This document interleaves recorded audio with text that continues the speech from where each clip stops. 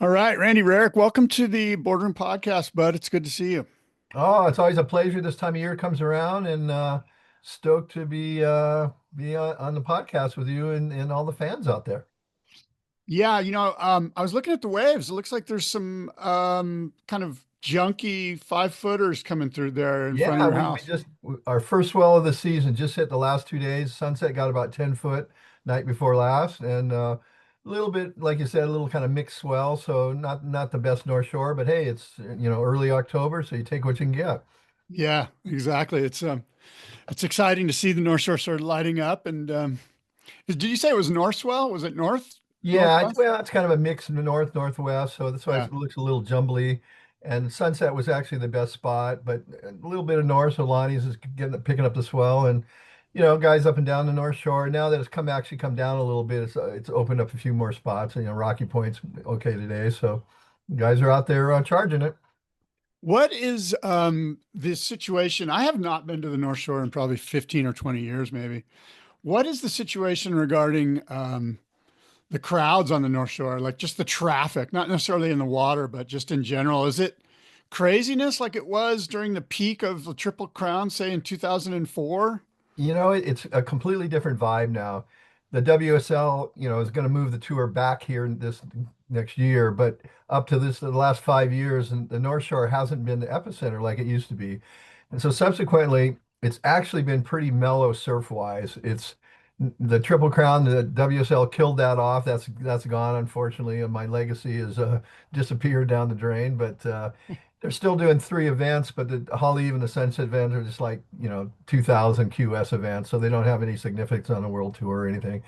Pipeline is still Pipeline, but and it's a whole new generation of young guys now. So it's really, it's like I said, the North Shore is not the epicenter it used to be, but what's happened is the rest of the world has discovered the North Shore, and the traffic out here can be outrageous now. I live at Sunset Beach, and to drive to Hollywood, which is only 7 miles away, sometimes it takes 45 minutes to an hour. There's just Um, so many tourists out here now.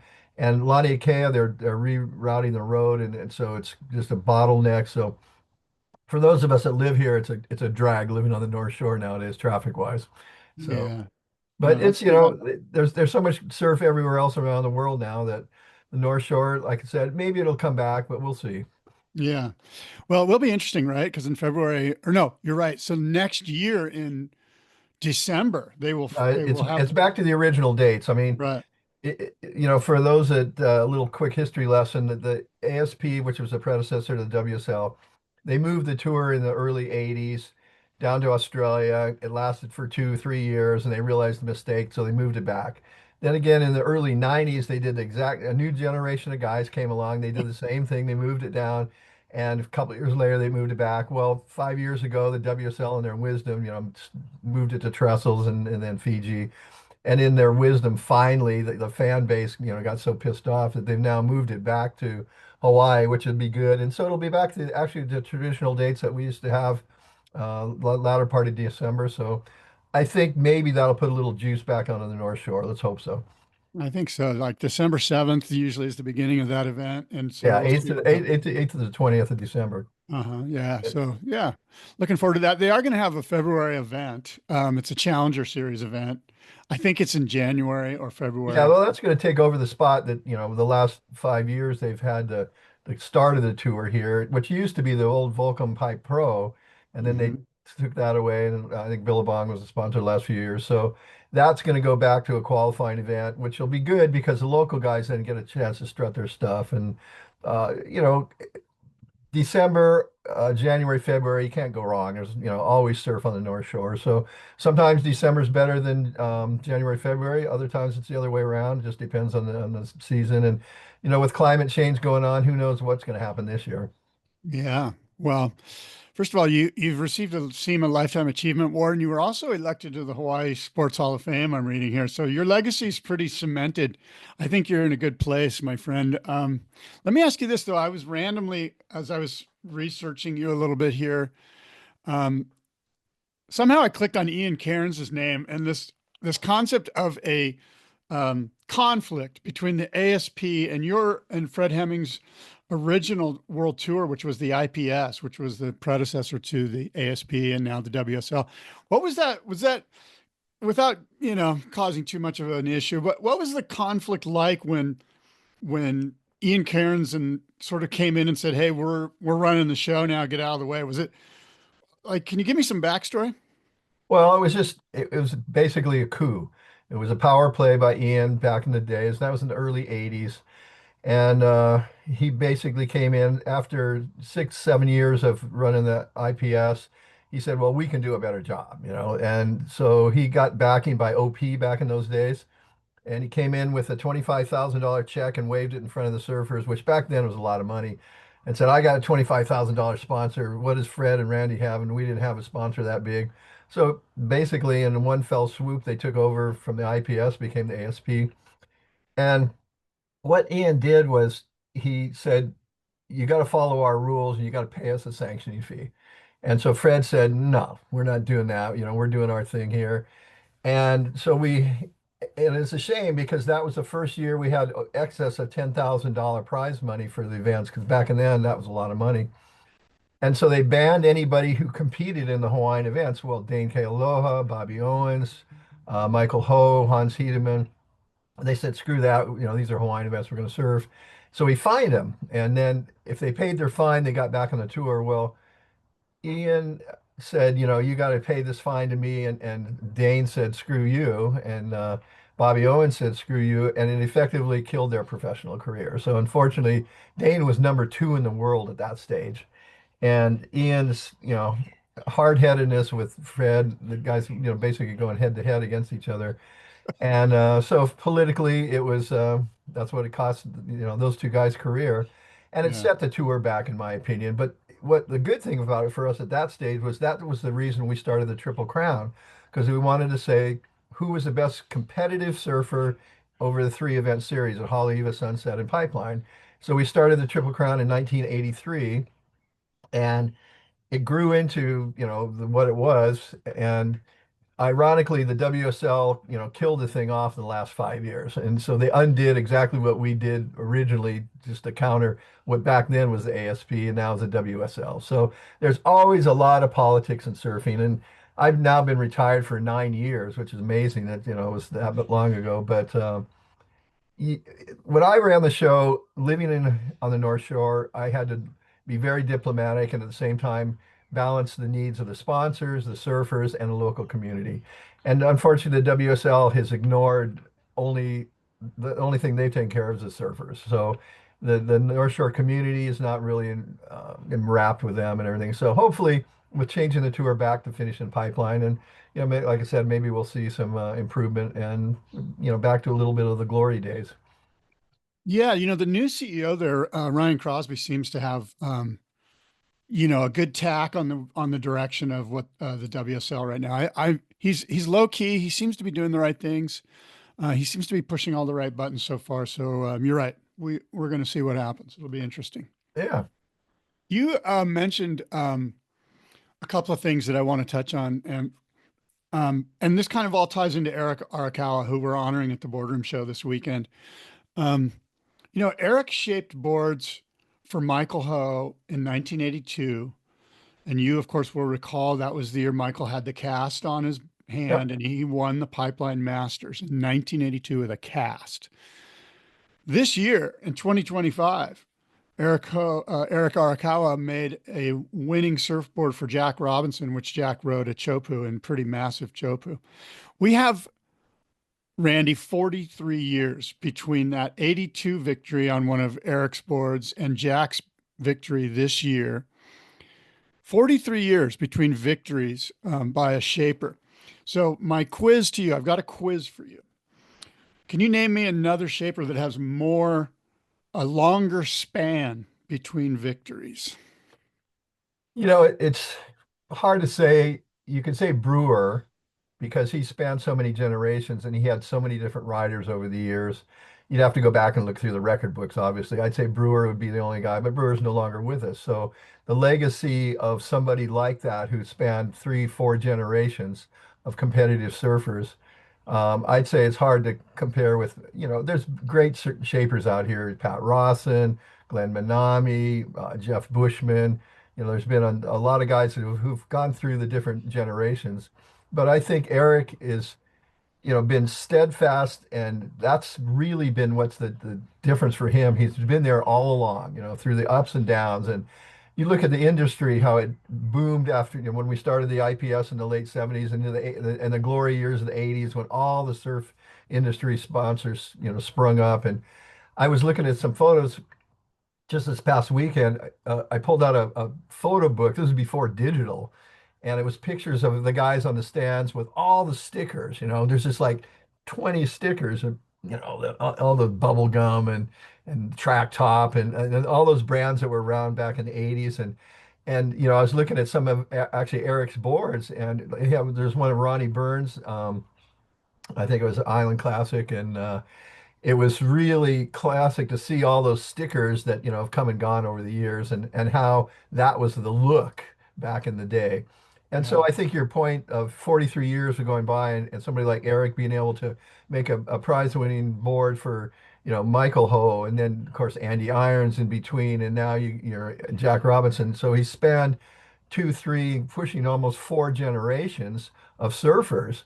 And that's, says something about his commitment to the sport. And I think the word steadfast is the word I like to use, is that, he's low key, he's quiet, he doesn't beat his chest, he lets his boards do the talking for him. And that's where the surfer shaper thing comes in really well. When you've got a shaper who can listen to the surfer, and the surfers, a lot of times they don't know squat about design, I can tell you that. They go, oh, this one feels good, and this one doesn't feel any good. What's, and it's little nuances that the shaper picks up on it and does that. And I think that's where Eric has been really magnificent. He's been able to take, and you think about it, Michael Ho, Andy Irons, Jack Robinson, all guys completely different styles, and yet he's been able to adapt the boards to make their styles a winning combination. Yeah, you did answer the quiz correctly, and I knew you would because it is Dick Brewer. Brewer, of course, as you know, made Hackman's 65 Duke board. And so from 65, then the last big event that was won on a Brewer, at least that I could figure out, was the Eddie by Bruce Irons. That was a Brewer. I think that was 2002 or three or something right around then there. Right. And so 65, 75, 85, 50 something years. So Brewers got Eric beat by a few, maybe 10 years or so. But those are the only two when I really tried to, I did a kind of a deep dive trying to figure this out. And that's pretty good company for Eric Arakawa to be in with Dick Brewer. Oh yeah, I mean there's guys that ride Eric's boards now who really don't even know that much about Dick Brewer anymore because they're from a different generation completely. So I think that's why I said he's been able to bridge the gap from the old to the new. And Eric wasn't known for longboards. He was a shortboard guy from the 70s onwards. And so if you look at the arc of the shortboard, especially a thruster, from the early 80s onwards, he's been on the cutting edge that whole time. And you think about it now, the 80s is 30 plus years. I mean, I'm pushing 40 years Yeah, now, you got some Yeah, gray hair. exactly. And so it's like we're talking about the Triple Crown, and I ran the Triple Crown for 38 years, and unfortunately, it's just kind of faded away because they let it go. But there's been so much that's happened on the North Shore in that period. And so somebody that can translate that into designs that work really good, it says something for their ability. It seems like there could be an opportunity for the Triple Crown to kind of sprout up again. I imagine Vans probably owns the Triple Crown now, but with the season kind of readjusting to the way it used to be, and there being Challenger and QS events in Hawaii, are the permits still as hard to get as they used to be, or they're kind of loosey goosey these days? They're just as hard as they are, and it's I think what it is the political will of the WSL to want to do it. If Right. they wanted to do it, they could resurrect the Triple Crown tomorrow. If I was still running the show, believe me, it would still be happening. But Yeah. it's going to be the political will of them wanting to do that because, like I said, there's permits there for QS events, and those can be expanded or they could even, eventually start off small and make it just a local Triple Crown again, and then build it back into an international, which is what I did. I tried to offer the opportunity for the local guys to really cut their teeth and strut their stuff. And then when you get to the final event, the Pipe Masters, obviously you want the best guys in the world, and you want to throw a couple of hot local guys in there. So the possibility's there, but is the political will there to want to do it? That's what it comes down to. Yeah. Well, I guess we'll see, right? We'll have to wait Yep. and see. It'd be kind of neat to see that again. But as we touch on Brewer and we kind of transition here to the California Gold Surf Auction, which bidding's happening now, and the lots will begin closing Saturday, October 18th. There are some brewers in the auction, and I wanted to touch on a couple of them. Tell me a little bit about this brewer, the Hobie gun. It's got like a Buzzy Trent sort of influence. I know Buzzy was involved with Hobie and Brewer back then. This is a reissue from probably like 63 or something like that. What are your thoughts on the Hobie Brewer? Well, it's really interesting because Dick Brewer started on the North Shore in the early 60s. Bob Shepard sort of mentored him.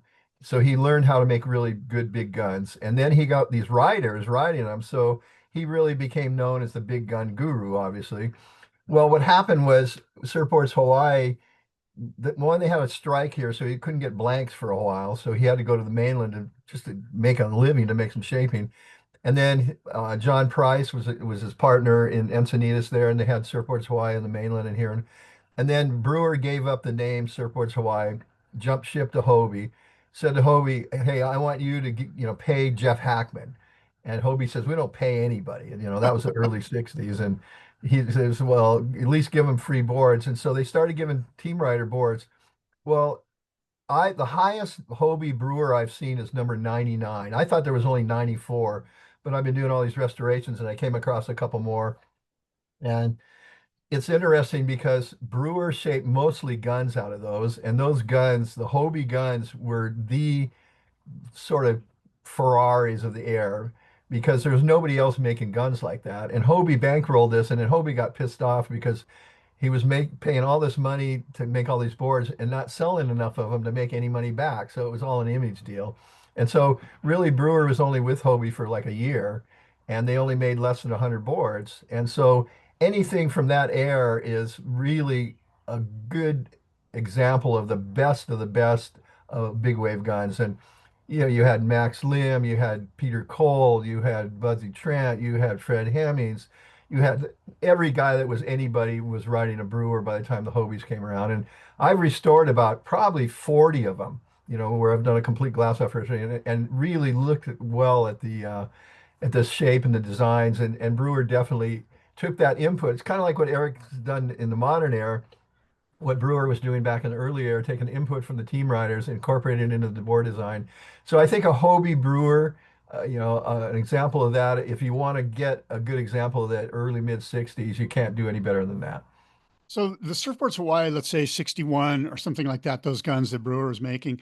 Then he goes to the Hobie and makes the gun there. They look, to my naked eye, and I'm not qualified to comment on it, but they look fairly similar. What's the difference between the Surfboards Hawaii in 61 and the Hobie guns that he was making just a few years later? Very similar, like I said, just more refined. The Yeah. templates were pretty similar. Buzzy gave them a lot of feedback. They had some other ones with the concave in the tail. So Buzzy Mhm. was a real proponent of the concave in the tail. Most of them were square tails. A couple pin tails got made, but predominantly square tails. So I think it was just a refined version of the Surfboards Hawaii ones. There's more Surfboards Hawaii guns out there than our Hobie guns. So from a collector point of view, the Hobie Dick Brewer model is probably right behind the Pat Currens in terms of rarity. And then Brewer went on to shape for a short stint for Harbor, and then of course he went to Bing. So from a gun point of view, I think the Hobie Dick Brewer guns are probably the epitome of the mid '60s guns, no question about it. Well, I'm glad you brought up the pipeliner, the Bing pipeliner, because Brewer, went over and made a bunch of pipeliners for Bing, and Mark Fragali's been on the record as saying that this was perhaps a groundbreaking design, and that I get the sense, and maybe you can help me here, that on the North Shore during the era of the pipeliner, it was kind of like you had to have one, and for whatever reason, it was the go-to board, sort of, I guess, like the Hobie was a few years earlier. Tell me Yeah, about well, the I think pipeliner design. exactly. Well, the pipeliner became what Brewer figured out. He started putting more rocker in the boards and thinning out the rails. And the guys realized because before that they were straighter, they were rounder rails, and they were flatter rockers. But he started putting more tail rocker in it, and then the pintail. And it was really an eye opener because guys all of a sudden could fit their board into the pocket. And that's really, I think the only other mainland board that came close was a Trestle Special. Harbor, did a really good job of making those. But I think at that 66, 67, the best board on the North Shore, and for that matter, that was designed for Hawaiian style waves, was definitely the pipeline. There's no question about it. Did you I see any Mike Marshall trestle specials on the North Shore back then? Yeah, there was some. There was a couple of really good guys that rode Trestle Specials, and the only other guy that was making boards then it was Phil Edwards was here in Honolulu making the Phil Edwards Honolulus, and that's when Phil, in my opinion, hit his zenith of because same thing. He figured out the rocker. Along with Brewer, they had thinned him out, put a lot more rocker in him. And if you see the Phil Edwards Honolulus from '67, the A and the B series ones are really, really nice. I mean, they are thinned out. They were really a clean riding board. I've done a lot of restorations on those, and they're my favorite board to work on. And it's funny because I send Phil a picture of the before and after I do these boards, and I mail them to him, and he goes, "Randy, I can't believe you can bring that thing back to life." So it's fun that Phil recognized. But to me, like I said, Brewer with a pipeliner. I think Mike Marshall with a Trestle Special and Phil Edwards here in Honolulu with the Phil Honolulu models were the three best boards being built at the time. Who were some of the guys riding trestle specials? Was it like Billy Hamilton or No, no, Mark Martinson was, yeah, Mark Martinson. That's right. Yeah. Greg Mark. Tucker was one of the team riders, and Right. they were just for a mainland made board. They were well designed and they worked good.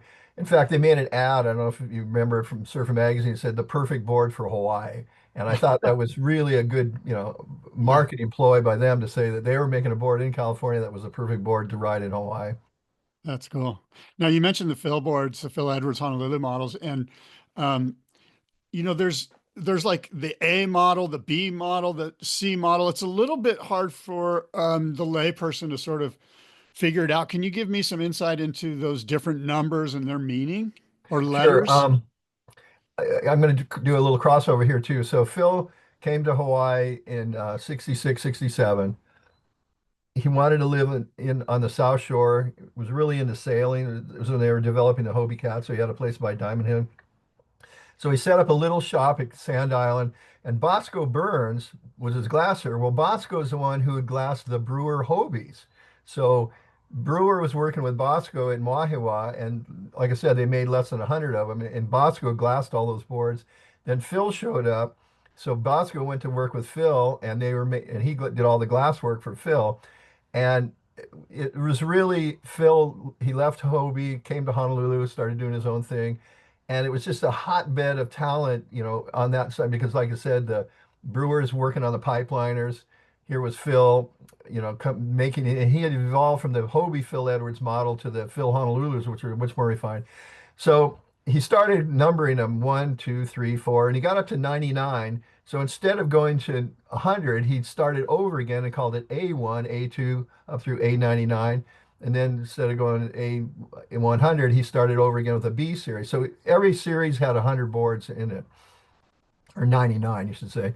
So the A series, it looked like kind of a Hobie Phil Edwards model. But by the time you got to the end of the A series, in the B series, they had started getting really refined, really thinned out. He did really cool. Grubby Clark glued up all these fancy stringers for him. So he had colored foam stringers that were just gorgeous and tail blocks and what have you. And then through to the C series. So the second and third 100 boards that Phil made, I think were really the best. Then short boards started coming in and boards started going shorter in late 67. And Phil was like, he didn't know what he was doing. He's still riding a longboard. And he goes, I'm following Brewer's lead. He actually told me that. He said, I'm following Brewer's lead with the miniguns. And Brewer's making the pintail miniguns. And so they started cutting off the tails on and make them shorter. And the highest number I've ever seen of a Phil Honolulu is E11. And that board was only about 7.6. So Phil actually transitioned into short boards, but he admitted he didn't know what the hell he was doing. And Oh, the D and the E series Phils, unfortunately, are pretty bad because, he was just, going yeah, by the seat of his pants because everybody was at that stage of the game. yeah. Well, we have A95. It's a gorgeous Phil Edwards Honolulu model. It's got sort of like a creamsicle orange coloring, and oh man, you restored it. It's absolutely beautiful. A95. So we're excited But about that. it's funny. You sent me the picture of that board, and I went, "Oh, that looks familiar." And I have a record of all the boards I restored, so I went back through and I found the board, and it has, like you said, beautiful offset T bands, colored foam, kind of a reddish orange, and we did orange panels to try to match that up. And if the fin is really interesting, you look at the speed fin on that board. Phil Edwards himself laid up all those fins. That was what was really cool. Phil really took pride in the fact that he made the fins for his own boards. And that's a really progressive shape. And that was an extension of Brewer's pipeliner. The first pipeliners had a pretty much area fin, and a little bit, it was a speed fin, it swept back. And we were building them at Surfline Hawaii, and I was the repair guy, and I foiled all the fins on the Brewer pipeliners for Brewer, and we got them thinner and thinner and thinner until they were just like a sickle, and we realized we'd gone too far. Then we took them back out. But Phil kind of matched that template, and then he laid up the fins for the Phil Honolulu. So a lot of transition there between those two shapers. Yeah, for sure. Very interesting. You mentioned Sand Island. We have something that I personally think is sort of the star of the show. Maybe it's a stretch, but it's this Tommy Zahn paddleboard. It's this personal 1952 Sand Island Boat Works. It's a board that obviously has some Tom Blake influence and some Joe Quigg influence, I believe. And it was built by this guy Teru Funai, who was Sand Island Boat Works. What are your thoughts on this Tommy Zahn paddleboard? Any insights there? Did you ever meet Tommy Zahn? Never met him, no, because he was a little before my time. But the Funai Boat Works, I was real aware of that because I worked on quite a few of the boards that they built. They actually had for a time, their boat works over at Kaka'ako, right by Kewalo Basin. And they uh, they were influenced by Blake and the guys in the hollow boards, and they were like a boat works. And so to keep themselves busy when things were slow, they started building some surfboards and some paddle boards. And because they knew how to build boats, they were really good woodworking craftsmen. And once they got the designs to make a good paddleboard, so like I said, the influence, from the paddleboard era, they were making these hollow paddleboards, which were some of the best ones coming out of Hawaii because the other ones were all from the West Coast. So anything from Hawaii was going to be handmade and was going to be something that you knew you could count on to work. So I agree with you, kind of the wood boards are a little bit of a lost art by all means because nobody can appreciate them anymore in this day and age, especially of computer made stuff.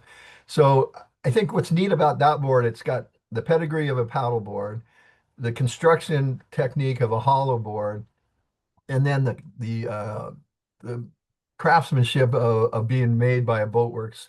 So altogether, like I agree with you, one of the beautiful boards there, and somebody who's got a big enough room to hang it and display it. That's a really good piece of history there that you got on offer.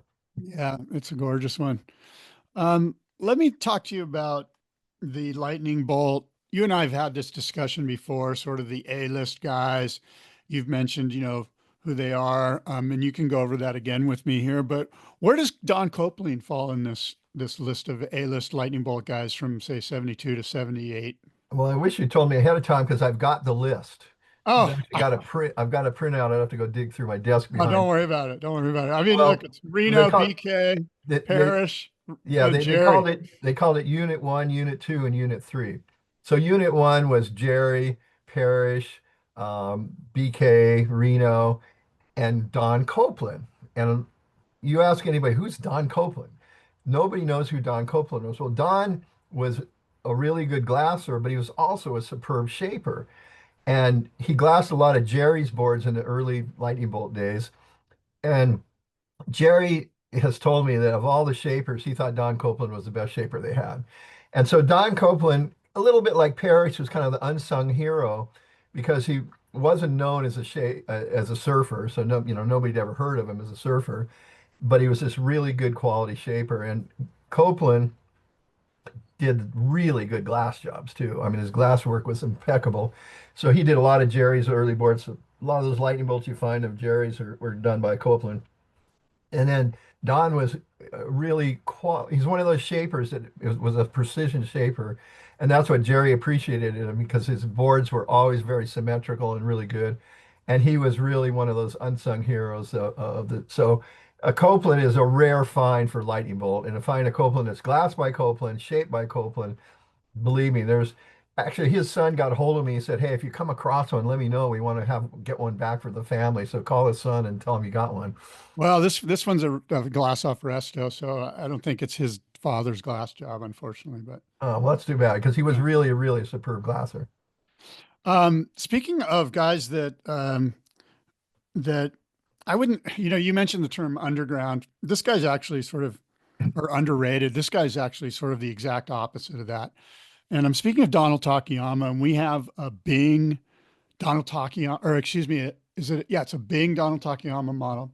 It's beautiful. You did the resto on it. This is a board to me, as you know, being in the auction space, sometimes you come across boards and you're like, this one needs to be waxed and ridden. Like it just feels right. And that's the way this Bing Donald Takayama feels to me. Like it's a rider. What are your thoughts on that gorgeous Takayama model? Well, it's interesting because I've restored about 10 or 12 of those DT models that came from Bing. And I talked to Donald about him when he was still alive, and he was first with Jacobs, and he had his models with Jacobs, and then, he went on to Bing, and his tapering on the rails were like nobody else. He would taper the rails so you could have some meat in the middle of the board and really taper the rails. And same thing, Donald figured out tail rocker. And a lot of those guys didn't understand rocker in those days, but Donald was such a good surfer that he could try the board out and figure out. And so those DT models have a lot of tail rock and they're really tapered out on the tail and on the rails. And like you said, really a fun board to ride. And the only thing I never could understand, they put the fin right on the tail. And I asked Donald about that. He says, well, that's what Velzy used to do. So I did it so we could nose ride them. They thought if they hung it off the tail, it made them for a bend nose ride. I tended to disagree that they should have moved them forward. It would loosen the board up because that was Joe Quigg always said that Velzy had his fins too far back. So Donald, Um, had worked for Velzy. yeah. And so he still had that mindset of and he was a good nose rider too. So I agree with you though, that board, it's interesting. I restored that board a few years ago and I don't know where he dug it up, but it's, never been ridden and the thing was in just impeccably good condition. So if you want a DT model, he had his Jacobs models and he had obviously his one's more contemporary, but that's a very, very good representation of that mid 60s era when he was his height with Bing and David Nuiva, actually when David was a junior, was riding that model in all the competitions. And how many of those do you think were made? Because as you know, more than most, that David Nueva nose riding model sort of just took over the world, at least on the west coast of California, um, which is the only coast of California. Um, Not very many DT models. How many do you think were made? I don't think more than probably 500 at the most, Yeah. if that many. It's hard to say because, like you said, David came over from Hawaii, was riding the DT model. Like if you watch Free and Easy, there's a segment of David riding at tracks on a DT model, and he's just doing these re-entries, and he just looks so beautiful. But Maury came out with a Maury Invitational up in Ventura, so that everybody wanted a nose riding model, and in that contest, David was riding a DT model, and and then Donald went to Bing and said, "Hey, we should make a nose riding model," and then they came out with the David Nuiva nose riding model, and the rest is history, obviously. So I think to have a rarity point of view, the DT models are probably a lot more so than the nose riding model. Speaking of this Moray Invitational, this nose riding invitational, I spoke with Max McDonald the other day, and he told me that there was an event after that in the same vein where it was who could make the fastest surfboard. And I think Tom Morey was behind it. Do you have any recollection of this event that never happened, by the way? Right. That was it was kind of an extension of Tom's concept of the time nose riding thing where you go from point A to point B and how much time can you spend on a nose? Well, he got this idea, how can we make a surfboard to go from point A to B and who can make the fastest surfboard? And you got to think, well, the wave's only going to go the same speed no matter what kind of board. So how do you make a board go faster on a wave that's moving at the same speed for everybody else? And so they did, it was a concept that never came to fruition, but they did actually make some boards for this idea to go from point A to point B and then time them, how fast did the board go? And I know that a couple of boards got made from that period. And as to why it never really came to fruition, I think it was early 70s, boards gone short. And by that time, it wasn't, that concept became sort of passe. It was more, high performance as opposed to how fast you can go. Yeah, I think the one Max has, Mickey Munoz made it, or and there's some tie into Dora or something. I don't know. The story gets a little. Well, you have to dig that one up for the next go around. Yeah, exactly. Um, we've also got some boards that I think are kind of interesting. I'm a big Rabbit Bartholomew guy. He's right in my wheelhouse. Him and the whole breaking down the door thing was right in my wheelhouse. I was 12 years old in 77 and I just ate it all up. And Rabbit was my hero and in some ways still is. We have his 1981 Hot Stuff WB Twin Fin. This is Rabbit's personal board that Bob Hurley shaped. And I believe you did some work on this board as well. Do you recall this board? Yeah, that was quite a few years ago now. Bob never got the recognition as a shaper that I think he deserved. He became a clothing guy and did the Billabong thing, and then he came out with obviously Hurley, and people sort of regard him as a clothing Hurley guy as opposed to the shaper. But prior to that, he had his, I think his International Pro Designs Yeah, IPD. IPD. Yeah. Yeah, and I always thought his shapes were really good, and it was during the twin fin era, when the Schroff and Stussy and that whole era was happening, kind of the Echo Beach thing, and Hurley was making really incredible boards, and he was good friends with Rabbit, so he made this board, and I can't remember now because I did that restoration on that quite a few years ago, and it came to me, and I said, "Wow, this is a Hurley, and this was made for Rabbit. This thing needs to be brought back to life." So I basically took it apart and then reconstructed it, and I took it and gave it back to Hurley. I said, "Here's your board." He then in turn presented it to Rabbit when Rabbit came over, and Rabbit broke down and started crying when he got the board. It was a really touching, scene Yeah. there, and I was glad to do that. So I think it's once again from that Echo Beach type of air, the twin fin air. It's a really good representation of that board. So it's kind of cool that you have that. Yeah, it's a really neat board, and Rabbit wrote a really great story for it about, him winning the Maori Pro in Japan on that board, beating two twin fin stalwarts, Mark Richards and Dane Kealoha at the time, then breaking that board out at the Coca-Cola Surfabout in '82 and winning the most, the contest with the most prize money for sure, and just that board means a lot to him. He has now put that board up in this auction. And he's trying to raise some money. Apparently, his son has some health issues, so they're trying to get some money going for that. But and it has the WB, it has the Warner Brothers, you know, sort of the cease and desist logo is what I call it, which is I think collectors are going to be pretty stoked on that. How you doing? Are you there? Yep, yep. Sorry. That's okay. You mentioned Pat Curran. We do have a Pat Curran. Curran's name, of course, inextricably linked with the pioneering days of big wave surfing, especially at Waimea Bay. We have one that has a Volan glass job on it. It's got the little cut lap on it. It's a wood board. It's a really cool board. What is, in your opinion, like what is the Holy Grail for you, Randy? Like, is the Curran still the Holy Grail? Like, I know you're a Weber guy. You're probably going to tell me Harold Iggy something or other. What's your favorite board? What's the Holy Grail? Where's Curran fall in that list? I think Curran has to be considered, obviously one of the top three Holy Grails, of the shapers, and probably for the early 60s, the number one, because the late 50s, early 60s, Curran really dominated because he was the first guy that went out and charged Waimea. And Johnny Angel, Jose the Angel Sons, has got a balsa current that I've looked over and has a lot of roll in it, very straight, really pulled back. It was just take off, shoot, and go. I mean, those guys weren't thinking about turning; they were thinking about just getting into it. So Kern was that early there until Brewer came along. I think Kern was definitely the guy.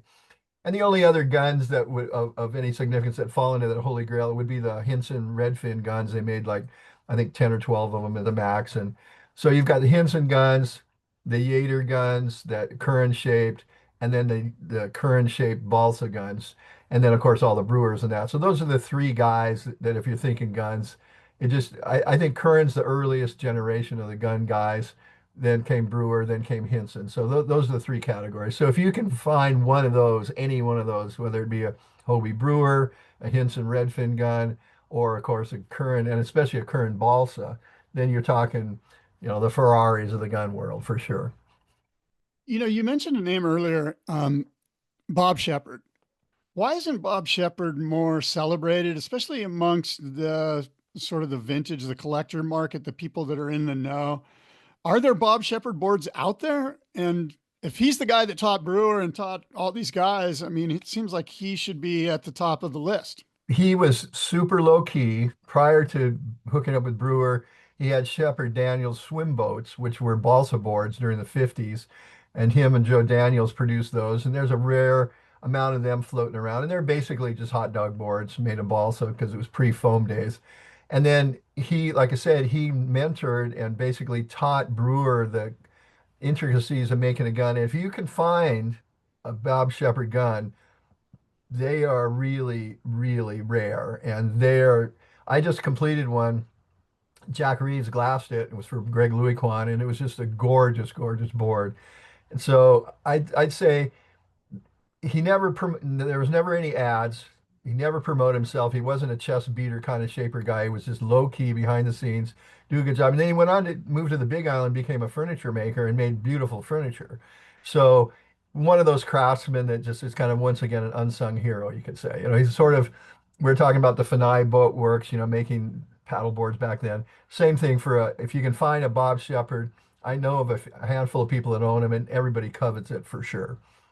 Wow, I'd like to see them. Do they kind of look like the Surfboards Hawaii guns, the Yeah, I Brewer? mean that was the basis of it. There's Yeah. some the ones that are out there are beautiful, just super clean outlines, no wide points, no hips, no just a flowing line. And same thing with the rockers, really good in the rail. And Jack Reeves, if you go to my website, we've got an Instagram on this. Jack came over. This is literally only like a month ago, and brought this one over. And Jack said, "This is a board I would like to ride." I mean, it's that kind of thing where it's just Right. you look at it and you go, "Yeah, this would be happening." That's cool.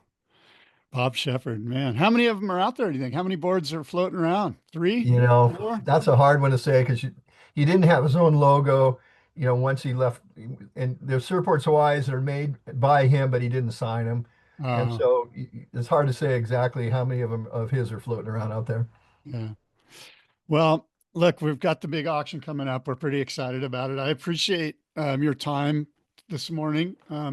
If there's anything else that I've forgotten or missed here, let You me know, know. what I like about I was just looking through the catalog, the auction catalog. You've got a lot of boards that are really good recreations, of the original ones. And I think that's kind of a lost art. All those guys that recreated them in the 90s, well, they're all gone now. And Yeah. so those boards are now have become future collectibles. And they're just actually a lot of times better than the originals. And I've got to say that if you want something to hang on a wall, there's some really nice ones, especially in this lot. And I really love the one with the curved stringers on the Oh, nose. yeah. Steve Clark. Is that So the one? that was I was going to say a lot of people don't know who Steve Clark was. Well, I think that, in my opinion, I went through the catalog. That is actually one of my favorite boards in the whole catalog. And then people go, "Who's Steve Clark?" He's a San Diego shaper that nobody knows. Once again, an unsung hero, kind of like a Bob Shepard type of guy. He's been shaping for years. People in the know who he is, but he's never got the recognition that he deserves. And I looked at that board and I thought, man, this is a beautiful board that I would like to own if I was a collector. So I think it's nice that you've got not only the Brewers and the Currens and the guys that are well known, but it's good to have a guy that like that deserves a recognition for what kind of board he is. And if you look at that board, it's one of the most beautiful boards in the auction lots, I'd say. Yeah, it's incredible. And Steve Clark is a hero of mine, a guy that I looked up to here in Encinitas as I was growing up. And yeah, that thing's incredible. There's a Brummit balsa that's, nobody knows who Billy Brummit is. Actually, Right. Gary Linden shaped the board, but Billy glassed it and put his Brummit logo on it. And I had a great talk with Gary Linden about Billy Brummit. And this guy, he walked point in Vietnam. He was doing some crazy ass stuff, and he has some PTSD because of it. Of course, Billy's gone now, but those kind of things kind of pull at my heart a little bit. The Steve Clarks, the Brummets, the local older guys that I was when I was a kid. I was like, oh, Well, it's like I said, once again, it's a lost art. The guys that hand shape before computers, they're the guys who I consider the best shapers in the world. And one by one, they're going by the wayside. And now, a kid can get a computer program, pop out 50 computer shapes and call himself a shaper. But the guys that hand shaped, they can make a 5.6 fish and make a 10.6 gun, and they knew what they're doing. And those local shapers, I think it's great that you're featuring some of them because they deserve recognition for sure. yeah.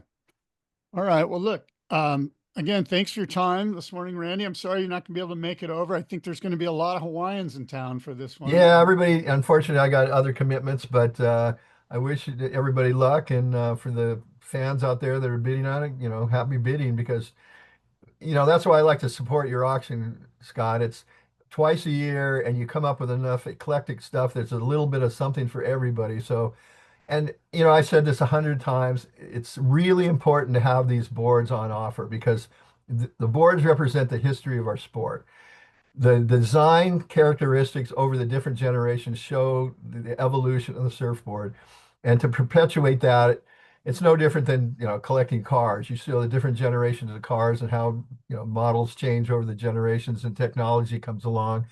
And this is really important for our sport, for people that are collectors to really appreciate and recognize and at the same time celebrate what our sport's all about through the designs of these boards. So if you're a collector, whether you're spending $500 or $5,000, what you're contributing to is perpetuating the history of our sport for sure. Wow, that's well said, my friend. I appreciate that. And look, we'll chat soon. Okay, I appreciate your time this morning. Thank you. All right, always a pleasure, and good luck and aloha to everybody out there. Okay, see you, Randy.